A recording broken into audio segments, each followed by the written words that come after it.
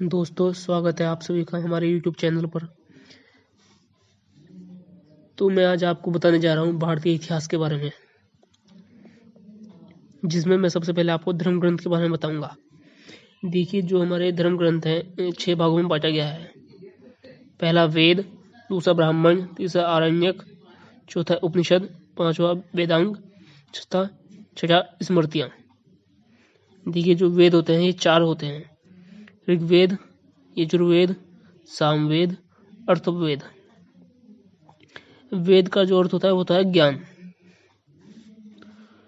कुछ लोग वेदों को अपौरुषीय अर्थात देवकृत मानते हैं, और इन वेदों के चारों वेदों के अलग अलग अपने ब्राह्मण भी होते हैं। ऋग्वेद के जो ब्राह्मण है वो ऐत्रेय एवं कौशिकी ब्राह्मण है। यजुर्वेद के जो ब्राह्मण है वो शतपथ या वात्सन्य ब्राह्मण है। सामवेद के पंचविश या तांडव ब्राह्मण है, और अथर्ववेद के ब्राह्मण है गोपत।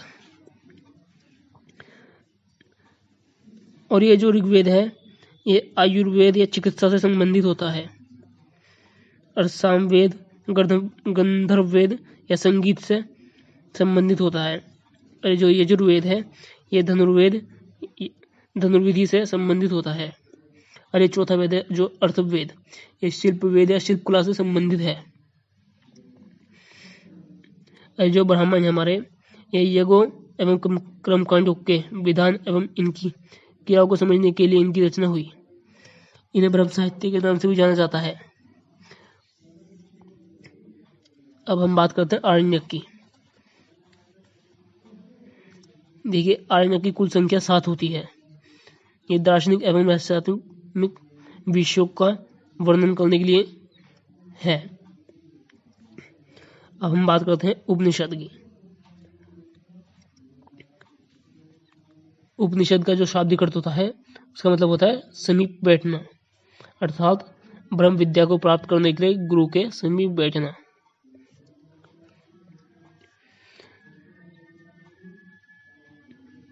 हमारे कुछ प्रमुख उपनिषद हैं जैसे ईर्ष, केन, कट, मांडुक आदि। वैसे है तो बहुत, लेकिन हमारे प्रमुख है। हम बात करते हैं अब वेदांग की। इन वेदांग की रचना वेदों के अर्थ को समझने के लिए की गई है। इनकी कुल संख्या 6 है, जिसमें पहला है शिक्षा, दूसरा है कला,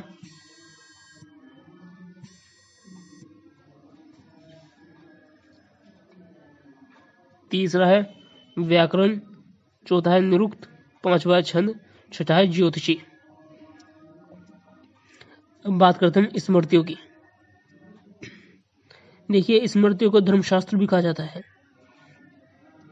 मनुष्य के पूरे जीवन से संबंधित अनेक क्रियाकलापों के बारे में असंख्य विधि निषेधों की जानकारी इन स्मृतियों में मिलती है। जो हमारी सबसे प्राचीन स्मृति है वो मनुस्मृति है।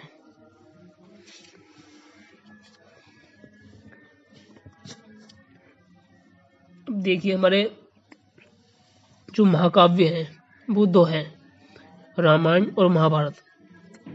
पहले हम बात करते हैं रामायण की। रामायण की रचना वाल्मीकि द्वारा पहली दूसरी शताब्दी के दौरान संस्कृत भाषा में की गई थी। माना जाता है कि प्रारंभ में इसमें मात्र 6000 श्लोक थे, पर वर्तमान में इसमें करीब अब 24,000 श्लोक हैं। इसे 7 कांडों में विभाजित किया गया है। भुशुंडी रामायण को आदि रामायण कहा जाता है।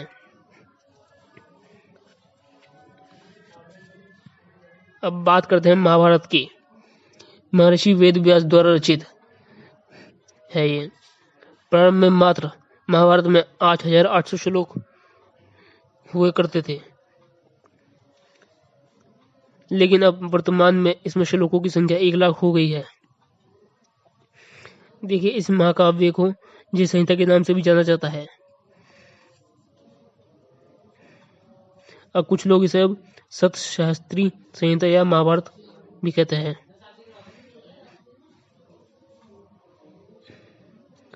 इसका जो महाभारत का प्रारंभिक उल्लेख है वो आश्वलायन के ग्रह सूत्र में मिलता है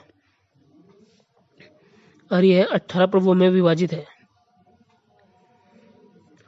अब हम बात करते हैं पुराण की।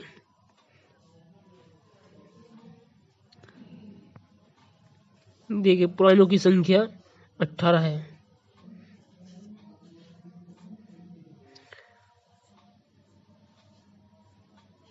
और जो इसमें से हमारे सर्वाधिक प्राचीन पुराण है वो मत्स्य पुराण है। यह 5वीं से 4वीं शताब्दी ईसा पूर्व तक अस्तित्व में आ चुके थे।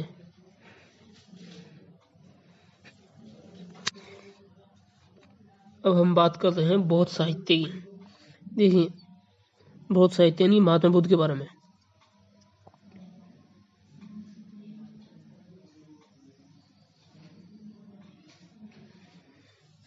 देखिए महात्मा बुद्ध के परिनिर्वाण के उपरांत आयोजित विभिन्न बौद्ध संगतियों में संकलित किए गए थे।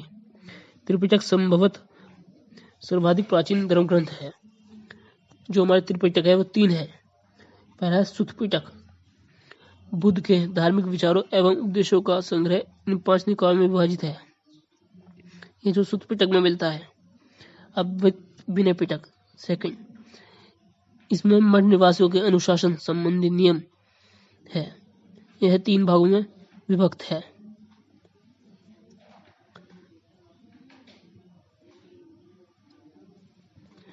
अभिधम्म पिटक, इसमें बौद्ध मतों की दार्शनिक व्याख्या का वर्णन मिलता है।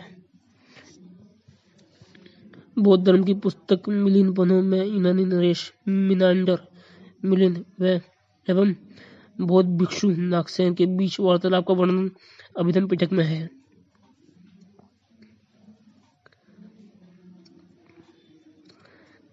बात करते हैं हम जैन साहित्य की। जैन साहित्य को प्राकृत या संस्कृत भाषा में लिखा गया है। जैन साहित्य को आगम कहा जाता है। इस आगम साहित्यों की रचना श्वेतांबर संप्रदाय द्वारा की गई थी। आचरण सूत्र से जैन भिक्षुओं के आचार विचार का विवरण मिलता है। भगवती सूत्र से महावीर स्वामी के जीवन शिक्षा के विषय में भी जानकारी मिलती है। जो लौकिक साहित्य है इसमें ऐतिहासिक एवं समसामयिक साहित्य का वर्णन मिलता है। अर्थशास्त्र यह कौटिल्य द्वारा रचित किया गया है। यह मौर्यों की जानकारी का सबसे महत्वपूर्ण साहित्यिक स्रोत था। अर्थशास्त्र को भारत का सबसे पहला राजनीतिक ग्रंथ भी माना जाता है। यह 15 खंडों में विभाजित है। इसमें 6000 श्लोक हैं।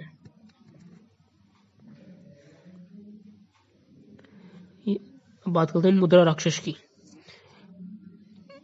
देखिए मुद्रा राक्षस ये विशाखा दत्त द्वारा रचित है।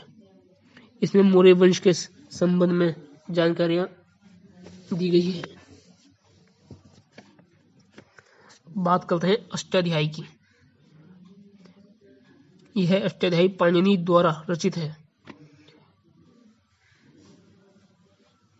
व्याकरण इसमें व्याकरण के सबसे प्राचीन ग्रंथ है।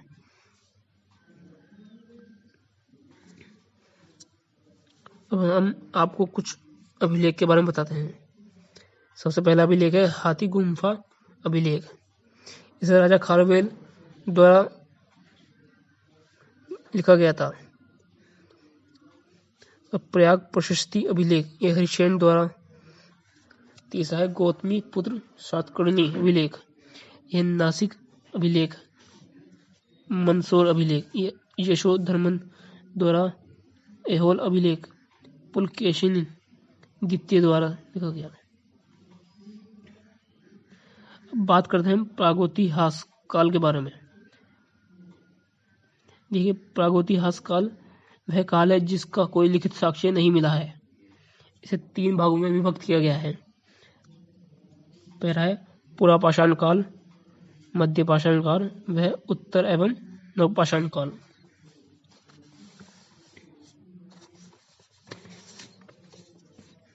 ये जो पुरापाषाण काल है इसमें ना ही कृषि व्यवस्था व ना ही कृषि की शुरुआत हुई थी।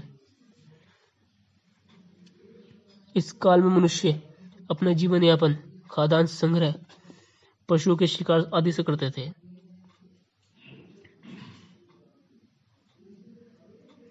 भीमबेटिका से पुरापाषाण कालीन चित्रकला की जानकारी प्राप्त हुई थी। इस काल के जो मनुष्य थे वो निर्गुण जाति के माने जाते थे। बात करते हैं मध्य पाषाण काल की। इस काल से पशुपालन की शुरुआत हुई, लेकिन स्थायी कृषि की अभी तक भी शुरुआत नहीं हुई थी। मानव द्वारा छोटे छोटे औजारों का प्रयोग मध्य पाषाण काल में किया गया था।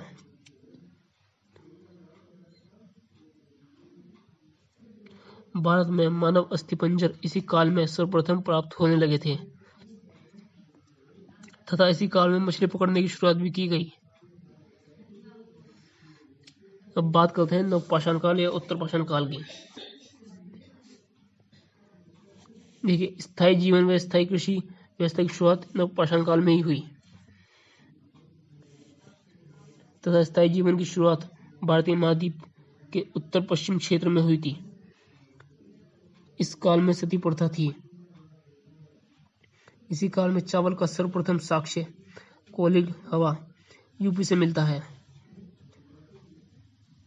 चिरांद, जो बिहार से प्रचुर मात्रा में हड्डी के उपकरण पाए गए थे, तथा मेहरगढ़ पाकिस्तान से कृषि का प्राचीनतम साक्ष्य भी उत्तर नवपाषाण काल या उत्तर पाषाण काल से ही मिला। ब्रजहोम कश्मीर से कुत्ता के साक्ष्य के साथ मनुष्य को दफनाए जाने के साक्ष्य भी नवपाषाण काल से ही मिले।